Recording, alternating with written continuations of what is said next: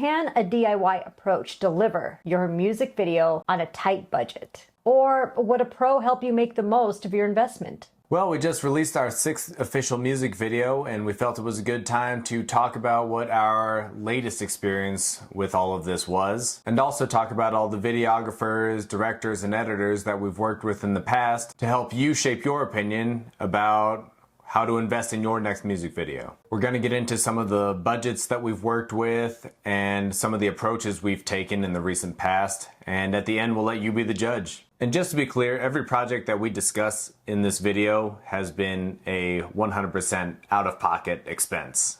Besides the first music video I ever did in my musical career. But we'll get back to that in a little bit. First, we'd like to take you through our most recent process on our recent release, Untitled. So we are really proud of this music video. This was a DIY video, first one we've done in a long time. All shot on my Panasonic Lumix DMC G7. It's a great camera I've been using for a long time. When it came down to this DIY project, we really just, we dug into what would be impactful in image quality, in color, in conceptual contrasts, and things that were used almost like in a visual metaphor. In terms of DIY, I mean, this came down to us actually even drawing googly eyes on sunglasses and us going to the store and buying discount Easter flowers at the last minute to make the color contrast kind of pop in this video.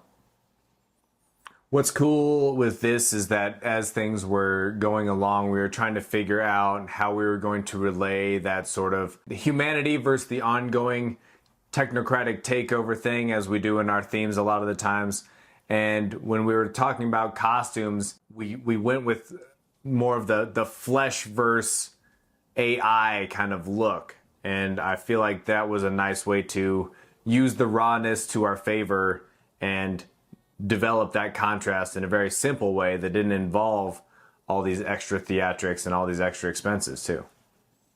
Right, and because we didn't have access to a cast, we did utilize some AI tools to fill in those roles. Ultimately, this video was an amazing approximate budget of about $100. We're gonna get into more things very soon, and you'll see how affordable that video cost actually is. That's right. Once we did finish this production, we realized there was kind of an interesting resemblance to our very first video, The Devil I Know, which was also 100% DIY, utilized with a different approach and an actual physical cast. But it's kind of interesting to see that sort of resemblance play out. But we will get into that a little bit later. So where did all this begin? Let's travel back to where we kind of got our foot in the door with this video making stuff. So my introduction to music videos, or making music videos at all, was with my band Ghost Buffalo. And on this particular video, the record label that we were on, Suburban Home Records, actually paid for this video completely. And they had hired this videographer named Justin Staggs, and he was a really well-known videographer, and he still probably is. He's really good. And he came out, he flew out, he filmed it, he had a storyboard. I've never seen anything so detailed. He had all the ideas, the camera crew, he had it all. And the only thing I had to do was pick out a costume that fit like a Victorian house. But other than that, he had it all mapped out. So like I had mentioned earlier, this was the only video that was funded by the record label. They paid for everything. And it was super pro. And from my memory, I'm pretty sure this video costed around $8 grand, which in 2006 was a lot more money than it is now. The second video that Ghost Buffalo ended up doing was also with Justin Staggs. The video was called Gold Disease. He was willing to do the video for us because we did have to pay out of pocket for this one. The catch was we just had to drive to Minneapolis and go to his studio. It was really cool. He had a great, once again, storyboard. He had props. The only thing I had to do was bring a dress and make everybody dress in black. He had a makeup chick. It was awesome. He liked us so much that he gave us a discount of doing the video for $500. And like I said, the catch was we just had to drive to Minneapolis to make it happen. Still super pro. So pro. The video is super cool. It's probably one of my favorite videos that I've ever done. Then after that, my band Little Thunder did a music video for our song Serpent in the Rainbow. We worked with a budget around $1,000, worked with the super pro guy. He had great ideas. We collaborated, it was fun. In that particular video, I did have to learn a little bit about scouting out places to film because we did have a lot of different locations, where in the last 2 previous videos that I've done, it was just one location. So this was my first video experiencing having to film, I think it was 3 different locations. It was a bar, a car scene, and a friend's apartment.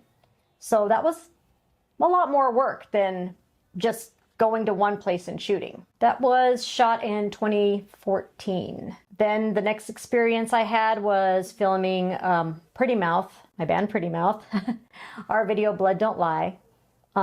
We worked with the same videographer that did the Little Thunder video. This one was super fun because I got to work with my friend Amanda. She also works in film, and we filmed it in her basement. I also got to work with her tarantula. Funny thing is, the tarantula actually peed on me. I thought it was gonna bite me, but it peed on me, and it freaked me out so bad, but I was like, whoa, that's a pretty cool music video experience, getting peed on by a tarantula. That one was super fun and creative. The budget for that video was, I'm pretty sure, $600 from my memory. It's not bad. No, it was really good for the video at the time. The last video to kind of segue into the next phase of my video making career was PrettyMouth's This Poison Loves You. This video was also shot at 2 different locations. We had a pretty big cast. We had the band. We had the costumes. It was a lot of work, but it was a lot of fun. And that video, I think, also was like a $500 budget video. Also pro. We had a videographer that did a great job and worked with us. And I got to collaborate with him on the storyboard. I actually collaborated on everyone with the storyboards and the costumes, other than Justin Staggs. He was the only one that was like, just get the dresses. But other than that, I had a pretty big hand in doing a lot of the directing and the storyboard ideas. So this really got me ready for the next phase of doing things with Spyderland and Drew. So you got more hands-on as time went on. I got a lot more hands-on, which was great because I learned a lot. I do have to thank my theater background, along with, producers like Justin Staggs. All that experience really helped me take this video making stuff into my own hands. I learned what you absolutely have to do to make a video happen, from a vision to a storyboard to execution. I know I wanted to get into videos. I just understood how important the visual element was to getting your music message out there further. When it began and I bought my first camera, which is the one that we're filming on right now, I had no clue of how to arrange things, edit things, how to do a storyboard. My whole approach was just take the camera and shoot. I knew that if I had a camera, it could capture a visual. Man, how long ago that was since I thought that way. I did a couple different videos in that style. One was very, very raw, no idea of any transitions, just clean cut edits. In my very first video, Buffalo, that was one where I was really into doing black and white and everything. So I put it on black and white, shot a bunch of very basic things around the house, and just whipped that together as one visual representation of that song. Pretty jarring, pretty cringe in my opinion. I did another video called Spinach that we ended up going in and doing a bunch of inverted color effects. Same thing. Visually, I think it's a little more aesthetically pleasing, but in the long run, to me, it's still cringy.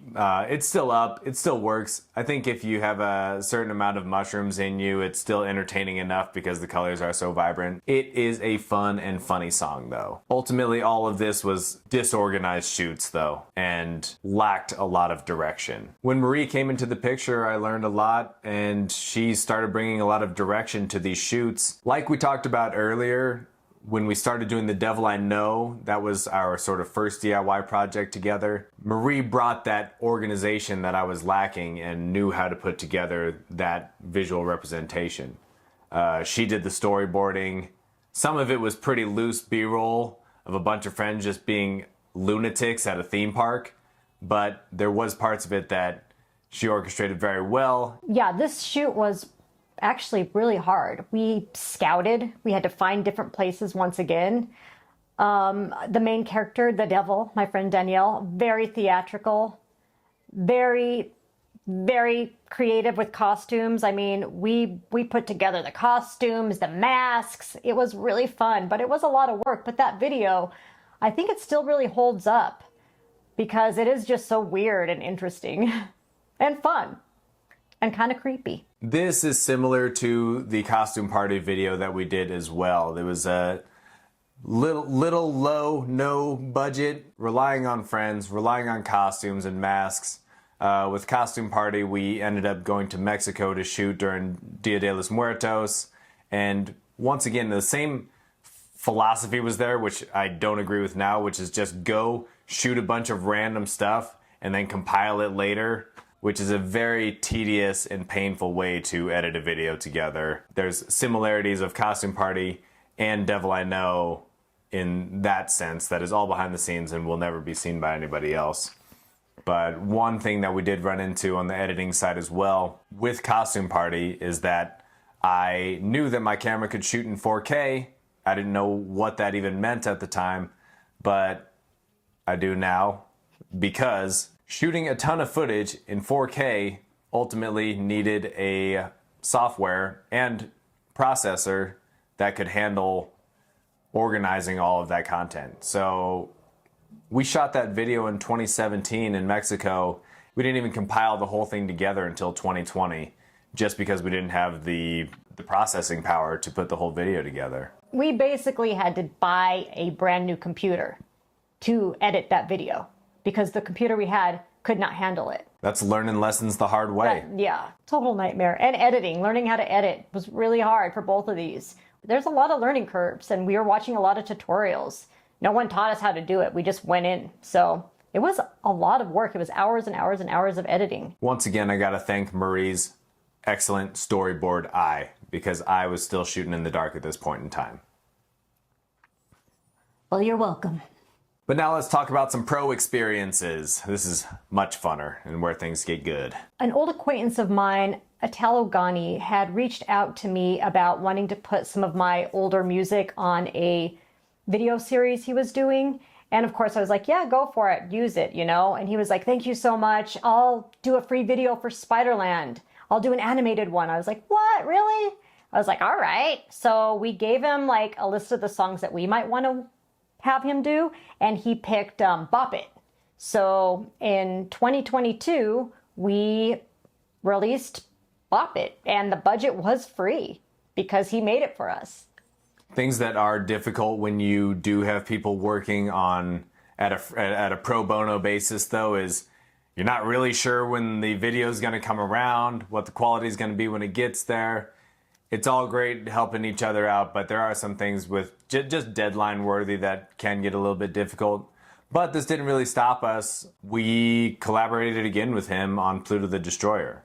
Yep, this was a really fun shoot. I mean, he shot us behind a green screen. It took like maybe 2 hours. We had all the costume design once again. That was super fun. We went to all these different like Goodwills to try to find these super cool costumes.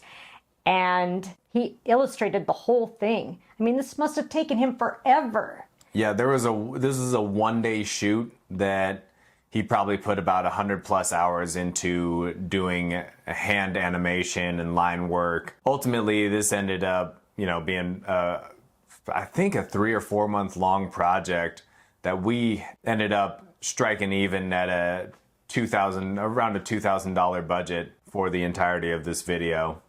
I will say this should have been like a $10,000 video with the amount of work Italo put into it. With the amount of hours he put into it, absolutely. I mean, it was awesome what he did. We did collaborate quite a bit on the script. We had an idea of the script that we wanted, and then he kind of made the script what he could do. So it was kind of a shared script on this one, which was fun. 50-50 split. Yeah. That brings us to We Don't Go Back, put out in 2024. This was a whole different thing. It was a collab song with Mike Chappelle. This is a collab video with Dauntless Dialogue. A rare opportunity for us to work with Riva, our friend Devin Simpson, who had an amazing eye for color tone, spotting out good places to shoot, the whole nine. Oh yeah. Devin and I really worked hard on developing the script, scouting the places that we were going to film, the whole thing. And this was another thing where it was a lot of different locations of where we filmed. And I would say this probably took about 5 days, maybe a little bit more to actually shoot. Yeah, this was a 4-person cast. Adam came in, did amazing edits, pulled in B-roll that we had prompted in our script, effects, color grading, production. All the editing he did. It was a really fun experience, and we had like weekly meetings, and he'd send us little pieces and we'd send him back what we wanted changed or maybe different, or hey, we loved it. Like it was a fun experience. This ended up being a big production for us and a big investment, but a lot of learning. At the end of the day, the budget was upwards of $5,000. Moving on to the end of 2024 with our release of Smash and Grab. This is what I like to call working with Drew Lutes and the Deep State cast. I did a self-made storyboard. It was a 5-week project. We had dozens of meetups. We had a cast of 12. We had to schedule the space. In this case, we were working with a pro. Drew Lutes is, in my opinion, absolute pro when it comes to having the gear, having the film background, knowing what he's looking at, considering different ways to shoot the project. It was really in-depth and super cool to see in that perspective. The 3 of us worked really hard on executing this thing. The vision really came to life on this one. He had a lot of camera tricks that I never would have known how to do, and he had a lot of editing skills that we did not know how to do either. This was a quick turnover actually because of the 5-week time span, roughly a $2,000 to $3,000 budget on this one. One thing I do think about actually when talking about this, and I think this is why we were led to do more DIY on Anti-Idol, is that though we were working with the pros, with Smash and Grab, with We Don't Go Back, with Pluto the Destroyer, we felt a ton of work that we were putting in already, doing the script writing. You know, I think it was in our interest after learning the experience and seeing what people could do with different software and different perspectives, how we might be able to pull it together. I think that's why we sort of built up to that confidence that we could do this last music video on our own. I would prefer to always work with pros. And I love working with people on projects. It means so much to me because when you work with other people, your project does change because they're always going to have an outside perspective on your art. And a lot of times they suggest things that are just so cool that you never would have thought of, you know, and it just makes your video or maybe your song or whatever you're working on that much better. But however, there's something to be said about doing things 100% yourself too, because that is totally your vision. That's your true vision. And that's pretty cool too. So hiring a pro in a lot of ways for us, it has inverted to investing in ourselves. Yeah. It has. What a revelation. With Drew Lutes on Smash and Grab, there was that whole Inception thing that I definitely never would have done. We were inside of screens on the main screen, and calculating those things out was pretty difficult. Messing with the shutter speed to give that warped Jacob's Ladder. The Jacob's Ladder appearance was something that we never could have done. Never could have done that. But where we filled in on Anti-Idol, and this is something that comes along with AI generation and the futurism that we're moving into, is that, you know, when we need to generate images of a crowd of people, you know, AI can generate an image for you really quickly of a crowd of people, and you don't necessarily, you don't have to cast a whole crowd of people who are just going to stand around. Yep. You can cast your own characters with AI, which is pretty creepy, I will say. And I think it's a lot more fun to use real people because it's really about the memories that you're making. All the music videos that I've ever been a part of, the memories are just so precious to me because you actually create such a bond with the people that you work with. It's really beautiful. So to me, personally, those memories just, they outweigh everything, working with real people. But if you got to get things done quick and you need to get it done your way, yeah, AI is pretty dope. At the end of the day, it just depends on what the song needs and what the song can work with. You know, can you work inside the context with a certain feel that you can create DIY? Or sometimes you need to go that extra length and get super heady and cinematic with it. My advice to musicians is learn it a little bit, because usually as a musician, you're thinking about a music video and it only covers like 30 seconds of time, and you may have a 5-minute song, and every second can be hard to fill. Ultimately, reflect on what serves the project most and make the decision from there. I hope you got value from this video, and check out all the music videos that we've been talking about in this video here.